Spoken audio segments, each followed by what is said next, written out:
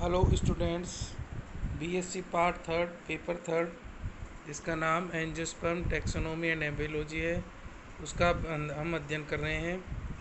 पूर्व के वीडियो में मैं आपको रूट के बारे में बता चुका हूँ। 2 वीडियो बनाए थे रूट के ऊपर। उससे अगला अब हमारा आता है टॉपिक स्टेम यानी तना। इसके भी 2 वीडियो होंगे। देखिए, हम समझते हैं कि तना क्या होता है। मैंने आपको बताया था एक जो बीज होता है उसमें एक तो होता है प्रांकुर और एक होता है मूलांकुर। प्रांकुर को प्लूमूल और मूलांकुर को रेडिकल अपन बोलते हैं। मूलांकुर से जड़ बनती है, प्रांकुर से क्या बनता है, प्ररोह। प्ररोह आगे चल के किसका निर्माण करता है, तने का निर्माण करता है। क्वेश्चन आता है प्रांकुर से बनता है तो प्रांकुर से तना बनता है कि प्ररोह बनता है, तो आंसर जाएगा इसका सेकंड, क्या, प्ररोह। ध्यान रखिए, प्रांकुर से पहले प्ररोह बढ़ता है और यही प्ररोह तना आगे तने में जाकर के आगे क्या हो जाता है, परिवर्तित हो जाता है। तने के बारे में आपको ज़्यादा बताने की आवश्यकता नहीं है। तने के क्या क्या लक्षण होते हैं आप जानते हैं अच्छी बात ही अच्छे प्रकार से। तो अब हम डायरेक्ट आ जाते हैं मॉडिफिकेशन ऑफ स्टेम, यानी कि तने के क्या क्या रूपांतरण हैं। ठीक है, तो मॉडिफिकेशन ऑफ स्टेम की अगर हम बात करें,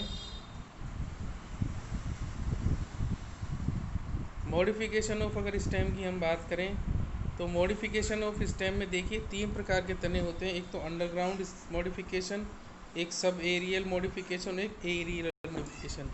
मीन्स अंडरग्राउंड यानी तना जो है वो भूमि में चला गया है और मॉडिफाई हो गया है। सब एरियल तने का कुछ पार्ट हवा में और भूमि में और वो मॉडिफाई हो गया। एरियल यानी वायवीय, वायवीय रूपांतरण। पहले हम देखेंगे सबसे पहले कि अंडरग्राउंड मॉडिफिकेशन यानी कि भूमिगत रूपांतरण। ठीक है, अब आप देखो इसमें क्या है। इसमें अगर हम बात करें तो CBRT, सी का मतलब कोरम, बी का मतलब बल्ब, आर का मतलब राइजोम और टी का मतलब ट्यूबर। इनके हम डायरेक्ट एग्जाम्पल देखते हैं।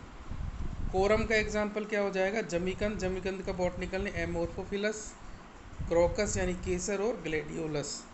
मतलब जमीकंद, केसर और ग्लेडियोलस में जो तना है ना, वो रूपांतरित होकर के इसका निर्माण करता है कोरम का।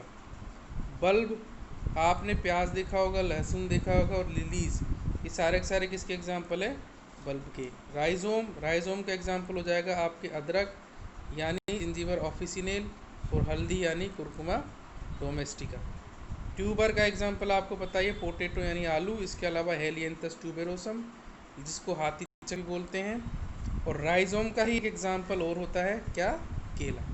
ठीक है, अब हम डिटेल में देखते हैं कोरम।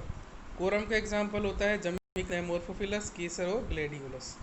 इसमें क्या होता है, भूमि में उदग्र दिशा में वृद्धि करता है तना।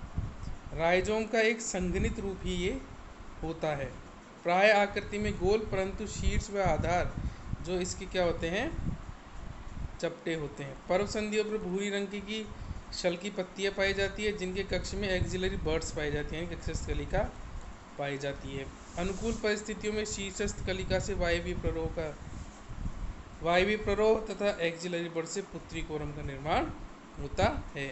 देखिए, जैसे ये आपके मान लीजिए सॉइल, ठीक है, तो सॉइल में क्या हो रहा है, यहाँ पे ये तना है। ये तना भूमि में इस प्रकार से भूमि में नीचे वर्टिकल ग्रो करता है। ठीक है, ये तना हो गया भूमि के नीचे, ये भूमि हो गई आपकी, इसके नीचे ये तना वर्टिकल यानी उदग्र दिशा में ग्रो करता है और इसमें ये पर्व एवं पर्व संधियाँ पाई जाती हैं। ठीक है, पर्व संधियों पर पत्तियाँ निकलती हैं। अनुकूल परिस्थिति में इन पर्व संधियों से यहाँ पे स्केली पत्तियाँ इस तरीके से पाई जाती है, जिनमें एक्सिलरी बर्ड होती है। जैसे ये स्केली पत्ती हो गई एक तरीके से, इसके बीच में एक्सिलरी बर्ड हो गई। ठीक है, अनुकूल परिस्थितियों में ये शीर्षस्थ कलिकाओं से तो वायवीय प्ररोह, ठीक है, और फिर इस कक्षस्थ कलिका से आपके शल्कपुत्री कोरम का निर्माण होता है। आपको तो एग्जाम्पल याद रखने, डिटेल में आपसे कोई नहीं पूछता है। दूसरा आता है आपके बल्ब यानी शल्ककंद। इसका एग्जाम्पल है प्याज, लहसुन और लिलीज। इसमें तना जो होता है वो संघनित होकर के कस्तरी समान चपटा हो जाता है। मैं आपको पहले बता चुका हूँ, ये प्याज में देखोगे ये तना होता है जो वाइट वाइट कलर का अपने होता है। ठीक है, फिर ये इसके नीचे ऐसे इस प्रकार से जड़ें निकल आती हैं। तो ये जो तना है ये क्या है, संघनित होकर के चपटा हो गया है शल्ककंद में। ठीक है, आगे बात समझ में। इसमें फिर मैंने आपको बताया था पहले, ऊपरी सतह पर अनेक मांसलदार पत्तियां जिनको अपन खाते हैं, जो कि एक पतले आवरण से ढकी हुई रहती है, जिसको स्केली पत्तियां अपन कहते हैं। ठीक है, आगे बात समझ में। स्केली लीव्स के कक्ष में एक्सिलरी बर्ड पाई जाती है, इससे उत्तरी कोरम का निर्माण होता है। प्याज में यह खाने योग्य भाग मांसल पत्ती, मैंने आप पहले बता चुका हूँ प्याज के बारे में। देखो फिर अब आप देखो, राइजोम का एग्जाम्पल है अदरक यानी जिंजीबर ऑफिसिनल, हल्दी यानी कुरकुमा डोमेस्टिका और केला। इसमें क्या होता है, तना जो होता है ना वो भूमि के पैरेलल या क्षैतिज या प्रोस्टेट ग्रो करता है। जैसे ये आपकी भूमि हो गई, अब इसमें तना इस तरीके से निकलता है और ऐसे ही भूमि की पैरेलल ग्रो करता है। इस पर कई सारी पर्व संधियाँ जो है वो पाई जाती है। अदरक में आप देखोगे पर्व संधियाँ बहुत आसपास होती हैं। ठीक है, अदरक आपसे पूछ रहे अदरक किसका एग्जाम्पल है, तो तने का, स्टेम का या लीफ का, तो तने का। ठीक है, तने में भी कौन सा, राइजोम। तो ये पर्व संधियाँ पाई जाती है। इन पर्व संधि पर छोटी छोटी छोटी छोटी पत्तियाँ इस तरीके से।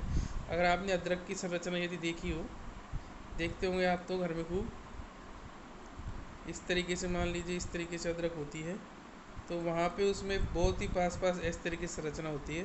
तो वास्तविकता में ये एक क्या है, पर्व यानी इंटर नोड, और ये एक क्या है, पार्ट नोड यानी कि पर्व संधि। ठीक है, यहाँ से पत्तियाँ इस तरीके से निकलती हैं, छोटी छोटी छोटी छोटी, ये क्या है, कक्षस्थ कलिका है ये। ठीक है, तो अदरक भी एक तरीके से किसके एग्जाम्पल हो गया, ये यहाँ पे इस तरीके से छोटी छोटी छोटी छोटी छोटी छोटी छोटी छोटी ये स्केली लीव्स हैं। ठीक है, इस तरीके से अदरक होती है, आपने देखा होगा। ठीक, तो ये अदरक एग्जाम्पल हो गया तने का। ट्यूबर यानी पोटैटो, इसका एग्जाम्पल है आलू। आपसे पूछते हैं आलू की आंखें निम्नलिखित में से किसका एग्जाम्पल है, तो एक्सिलरी बड़का यानी कक्षस्थ कलिका का।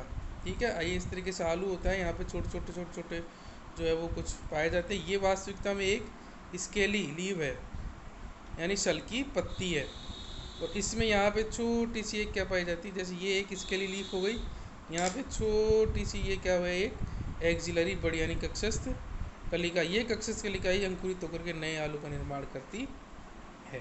ठीक है, फिर अब आप देखिए सब एरियल मॉडिफिकेशन यानी अर्धवायवीय। कुछ भाग तो इसका किस में होगा, भूमि के ऊपर होगा, और कुछ भाग इसमें किस में होगा, भूमि के नीचे होगा। ठीक है, इसमें जैसे रनर, स्टोलोन, शकर और सेट। रनर के एग्जाम्पल खट्टी बूटी। ठीक है, फिर इसके बाद में दूब घास देखी होगी आपने। स्टोलोन का हो जाएगा इक्जोरा, कचालू यानी कोलोकेसिया और फ्रेगेरिया यानी स्ट्रॉबेरी। शकर का एग्जाम्पल हो जाएगा आपके पुदीना और गुलदाउदी। ऑफसेट का हो जाएगा आपके जलकुंभी यानी आइकोर्निया और पिस्टिया। तो एग्जाम्पल पूछता है या फिर एग्जाम्पल देखिए किसका उदाहरण है वो भी पूछ लेता है। ठीक है, सबसे पहले अपन देखते हैं रनर।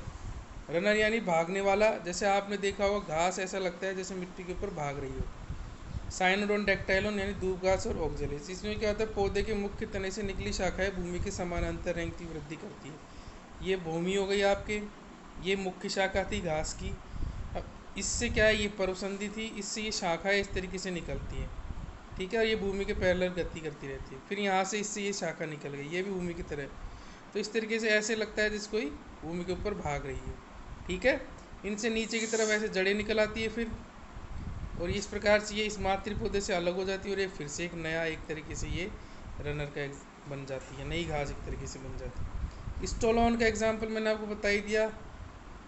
स्टोलोन का एग्जाम्पल क्या होगा, इक्जोरा, फिर कचालू यानी कोलोकेसिया और स्ट्रॉबेरी यानी फ्रेगेरिया। इसमें भी भूमिगत भाग से लंबी पतली शाखाएं परिवर्तित होकर के भूमि के अंदर, ध्यान रखना रनर में तो भूमि के बाहर और ये भूमि के अंदर। कैसे, जैसे ये आपकी सॉइल ये नीचे की तरफ आ रही है, ये इस तरीके से भूमि के नीचे ऐसे ये भूमि के पैरेलल ग्रो कर रहा है। ठीक है, कुछ दूरी पर जाकर के एक्सेस अंतस कलिका, यहाँ पे कुछ दूरी पर जैसे भूमि कुछ दूरी पर ग्रो करा, फिर इसी अंतस कलिका से यहाँ से एक वायवीय प्रभु निकल गया। ठीक है, फिर ये यहाँ से इस मातृ पादप से अलग हो जाती है, और ये पूरा पूरा पार्ट फिर एक नया पौधे का निर्माण करता है।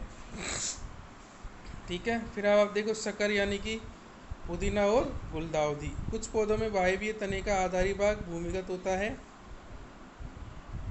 भूमिगत आधारी भाग की कक्षस्थ कलिकाओं से बनने वाली शाखाएं भूमि में कुछ ही दूरी तक क्षैतिज वृद्धि करती है, वे इसके बाद भूमि से बाहर निकल करके वायवीय प्रभाव का निर्माण करती हैं। ठीक है, ऐसी शाखाएं क्या कहलाती है, शकर कहलाती है। ठीक है, जैसे ये आपकी सॉइल हो गई, सॉइल के बाद में फिर ये आपके देखो इस तरीके से ये भूमि में कुछ दूरी तक क्षैतिज वृद्धि करी, उसके बाद में पूरी पूरी शाखाएं ही ऊपर निकल जाती है और एक नए वो फिर यहाँ बीच में से ऐसे अलग हो जाती है। तो ये तो मातृपादप हो गया और ये पुत्रीपादप हो गया, ठीक है। फिर अब आप देखो यहाँ पे ऑफसेट, ऑफसेट जलकुंभिया यानी आइकोनिया और पिस्टिया में मिलता है। जलीय पौधों में शाखा छोटी व एक पर्व की, शाखा के अंत पर ऊपर की ओर पत्तियों का एक गुच्छा। इसमें क्या होता है कि जैसे कि ये पानी में है, पानी की सतह हो गई, ठीक है। तो यहाँ पर तो ये पत्तियाँ ऐसी निकली हुई, ये पत्तियाँ भूमि ये पानी के नीचे कुछ दूरी पर निकली और फिर ये इस तरीके से एक और पत्तियाँ ऐसे बाहर आकर के निकल गई, ये बीच में से अलग हो जाती है। तो ये मातृ पौधा और ये पुत्री पौधा, ठीक है। आगे बात समझिए। यह आपका पहला पार्ट होगा। एरियल मॉडिफिकेशन को अब हम स्टेम के दूसरे पार्ट में अध्ययन करें।